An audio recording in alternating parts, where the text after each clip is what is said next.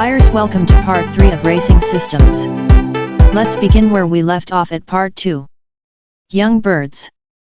Young bird systems are based off of the biological clock and the ability to manipulate that clock.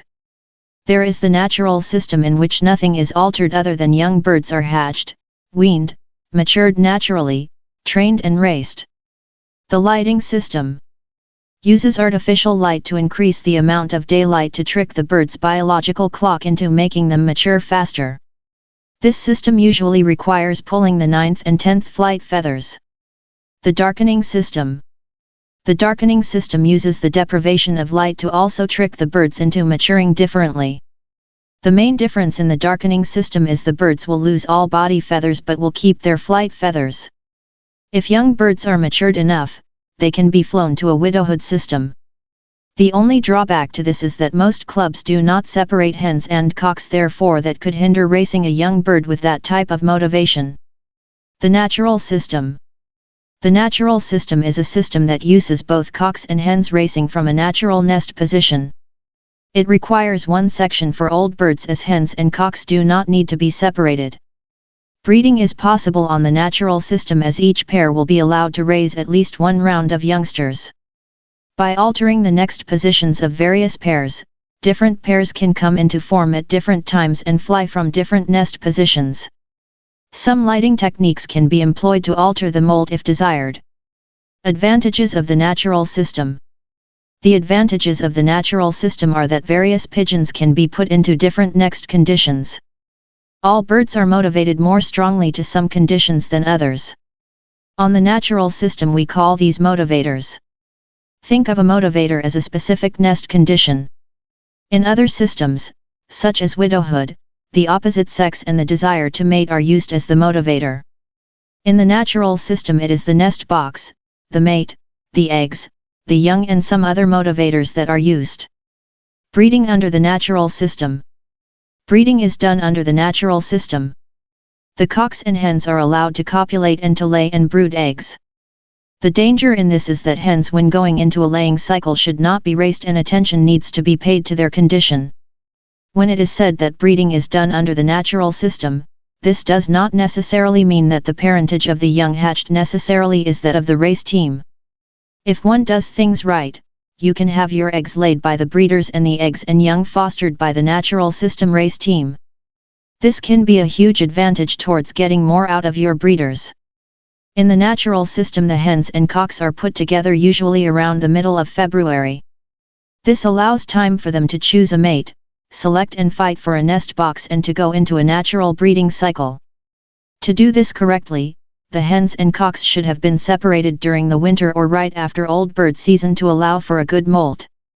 If you plan on using the race team as fosters, then put your breeders together 3 to 5 days later than the old bird team. Also a good idea for the breeders is to pre-mate them in October to November so that when you put them together in February they will take quickly. 10 to 15 days later, we should be down on eggs. This should place our calendar at March 1st. Depending on when your race schedule begins and what type of training you intend on using, take a calendar and plan backwards on the breeding cycle. In our area, racing starts between the middle and end of April. 18 days later the eggs should be hatching, this places us in the middle of March.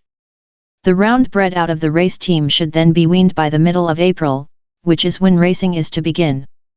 It doesn't really matter if you train the hens and cocks separately. One consideration is if they are on youngsters during training. If so, then training them separately might be a good idea. Here in the Midwest, we often have very cold weather or changing weather into April and even May. A youngster without a parent when it's cold is a very bad idea. Now is when nesting decisions are made. If you do not want to hatch any more youngsters, then you will be flying on nesting conditions that only involve driving or brooding. If you want youngsters, you have some alternatives. If you are still raising out of the breeder loft, you can substitute a youngster when the eggs of a racing pair are about to hatch. You have to keep track of when eggs are laid and when they are due. If you want a bird on a certain nest condition for a certain race, you have to plan backwards and pull their eggs prematurely so that they will go into their laying cycle on your schedule. As stated before, accurate record keeping is essential to successfully fly the natural system. Also, you need to have your pairs in different breeding conditions from each other. If you do not, you could find yourself with a very short list for the race sheet on a given week. Motivators. Here are the different nesting conditions that should be recorded. Cock driving hen, hen being driven by cock. Pay attention, if the cock is driving really hard, do not ship the hen. It also means the hen is going to lay her eggs within 5 to 10 days, so this should be carefully observed as you do not want to ship a hen that is going to lay with 5 days or has laid in the last 3 days.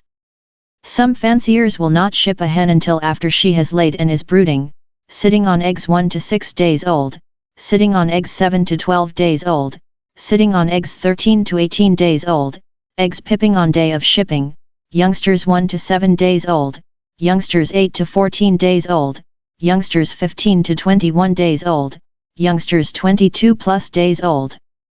These are not the only motivators available to you. There are also motivators that can be created in the loft. Here are some examples. 1. Take one parent away for 1 to 3 days. Place them back in the loft for 1 hour the day of shipping. Then ship the parent.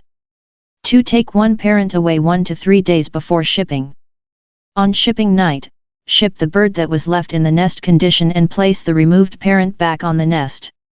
The bird shipped will think it is a single parent and will be motivated to get back. 3. Jealousy. In darkness, place another bird between your pair. In the morning the cock or hen will discover the intruder and throw them out. Do this for a few days. On the day of shipping, do the same thing, but in the early morning, remove the bird for the race. It will fly home motivated to get back to defend its mate and nest box. There are other motivators if you are creative. The one advantage you have on this system over the others is that you can create various motivators. Accurate record keeping can determine what motivators are extremely valuable for specific birds at specific distances. If you are a very creative person, you can manipulate this system quite well. Disadvantages of the natural system. Depending upon the nest condition, at times you can only ship either the cock or the hen. You must plan your nesting conditions around your race schedule. If you lose a mate, you lose the nesting condition and you lose your motivators. If you have a mismatch of hens to cocks, the system is not equally effective. If a pair is on youngsters and one parent is lost, you are handicapped to ship the sole parent until the youngsters are weaned or they are fostered out. Remember, parenting is physically exhausting and taxes a pigeon. If you expect that same parent to race, but it is doing the work of 2 parents, you are not going to be able to ship that bird and expect a 100% performance. Conclusion. This system to be used effectively against your competition requires a lot of observation, record keeping and planning to create the desired nesting conditions.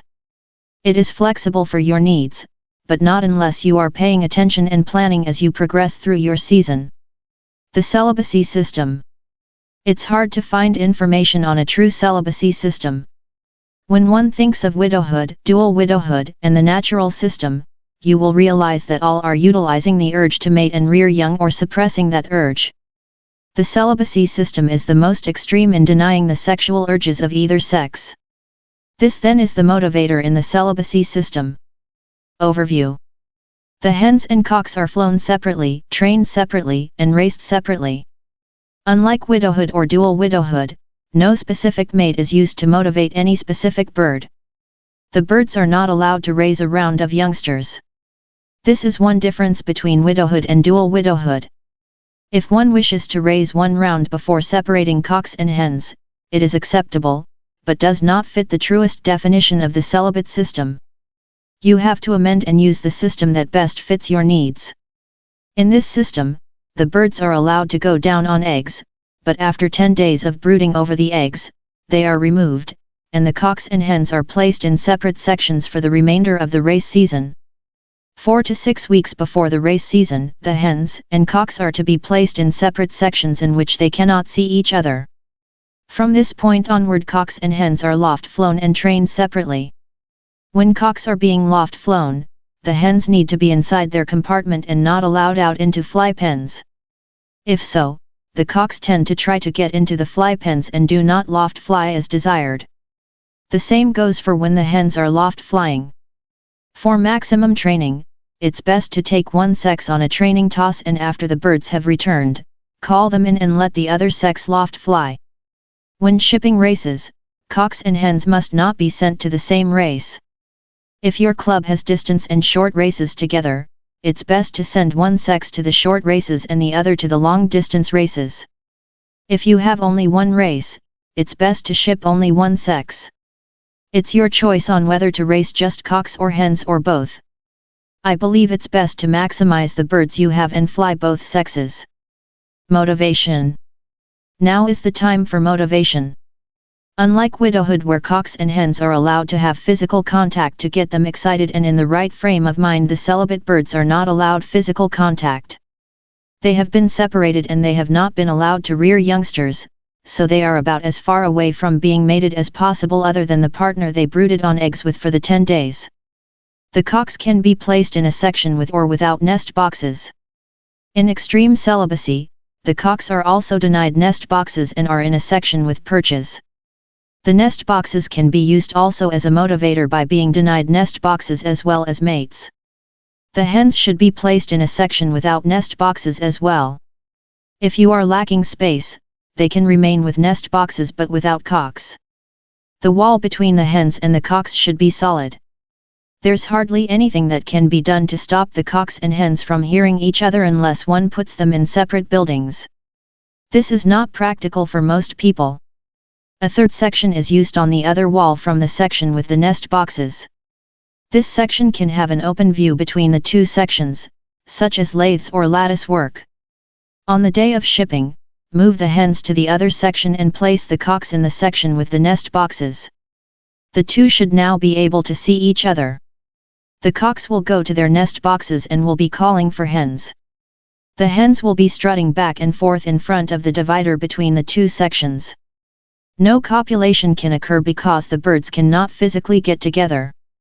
After approximately 30 minutes, coop up the birds that are to be shipped and then place the remaining birds back in their original sections. That's it for part 3 of Champion Racing Systems. We will continue with returning from a race and preparing for the race in part 4. Stay tuned for it. Thanks for watching. Please like, share and subscribe. Thank you.